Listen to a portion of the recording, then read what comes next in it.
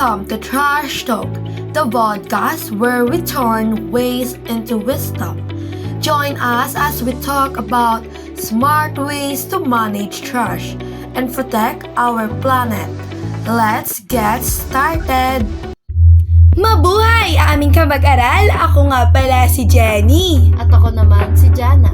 Ngayon, pag-uusapan natin kung paano nga ba natin mapapangalagaan ang ating paaralan sa pamamagitan ng tamang pangangasiwa ng mga basura. Alam nyo ba, minsan yung simpleng basura na tinatapon lang natin sa school ay pwede palang maging kapaki-pakinabang? Wow! May tama ka, Jenny. Kaya dito sa podcast na to, pag-uusapan naman natin kung paano natin pwedeng gawing treasure ang mga tinatapon nating trash. Yes! Alright! Kaya dyan lang kayo dahil baka mamaya magulat ka. Yung akala mong kalat lang pwede pa pala maging solusyon o project sa school. Jenny, napansin mo ba yung mga kalat na nagkakalat sa hallways at classrooms natin? Tulad ng candy wrappers, plastic bottles, at pati na rin ang scratch papers. Oo nga nakakalungkot aminin no Jana, pero minsan nakakalimutan na natin yung pagtatapon ng basura sa tamang basurahan. Maraming basurang tinatapon na lang kung saan-saan at pwede sanang i-recycle pa. Hindi lang ito pangit sa mata pero nakaka-apekto rin sa kalinisan ng buong paaralan at nakakabuo rin ito ng unhealthy environment. Pero alam mo, Jenny, minsan, hindi lang katamaran yan, kulang din tayo minsan sa awareness. Hindi natin naiisip na ang simpleng basura ngayon, pwede palang magkaroon ng malaking sanhi sa hinaharap.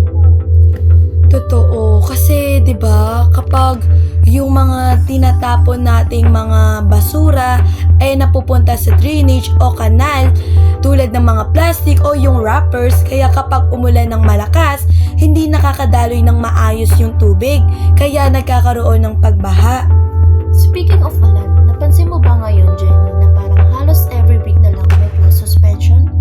Dahil siguro yun sa malakas na ulan. Grabe nga Johnny, no? Minsan isang linggo walang pasok dahil sa pagbaha na yan o sa bagyo. Ang daming tambak na gawain tuloy at naapektuhan ang learning natin, ha? At ang masakit pa, isa sa mga dahilan kung bakit bumaba agad ay dahil sa mga basura. Kapag hindi maayos ang waste management natin, nagiging barado ang mga kanal at drainage system. Oo, alam mo, parang domino effect yan Basura, baradong kanal, baha, suspension, tambak ng gawain sa schoolworks. Kaya kung iisipin, ang simpleng pagtatapon ng basura sa tamang tapunan, malaking tulong na pala sa atin bilang mga estudyante. Kaya nga, dito papasok ang advocacy nating Trash to Treasure!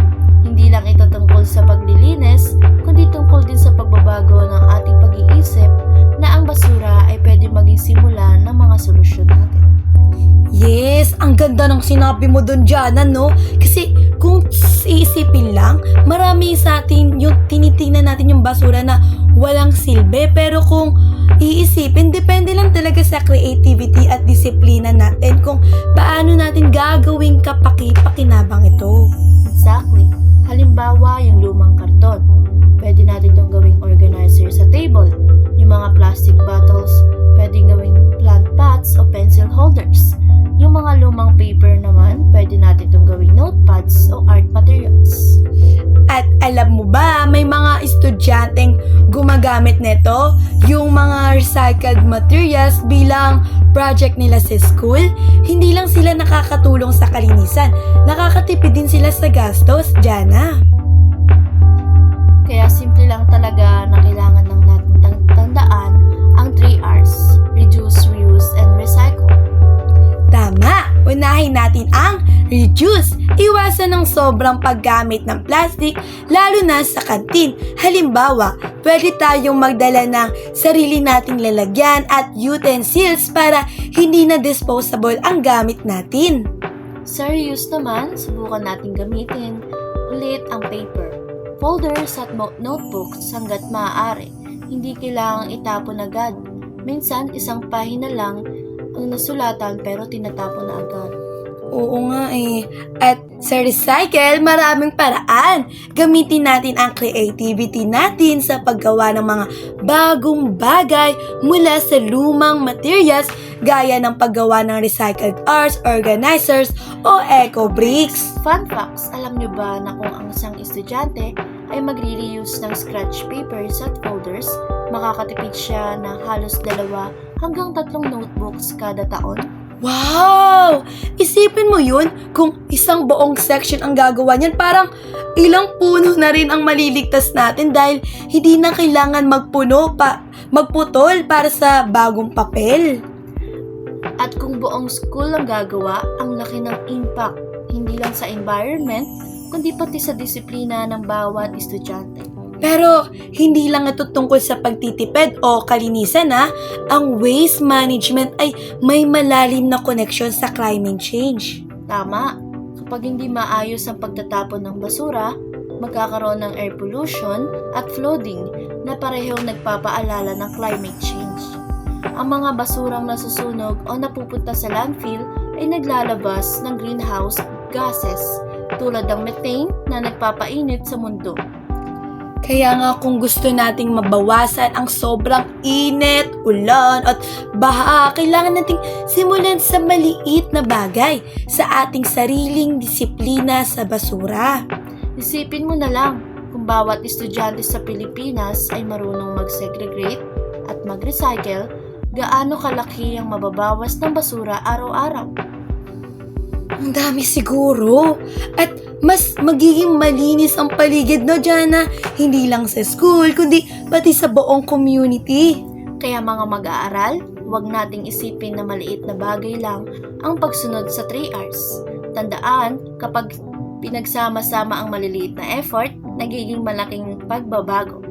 Yes, dahil sa basura, may kayamanan. At ito ang aming advocacy na Trash to Treasure. Hindi lang basta paglinis, kundi paggawa ng mga bagong bagay mula sa basura gamit ang creativity at teamwork. Halimbawa, ang recycled projects ng mga estudyante ay hindi lang nagpapakita ng sipag, kundi inspirasyon din para sa iba.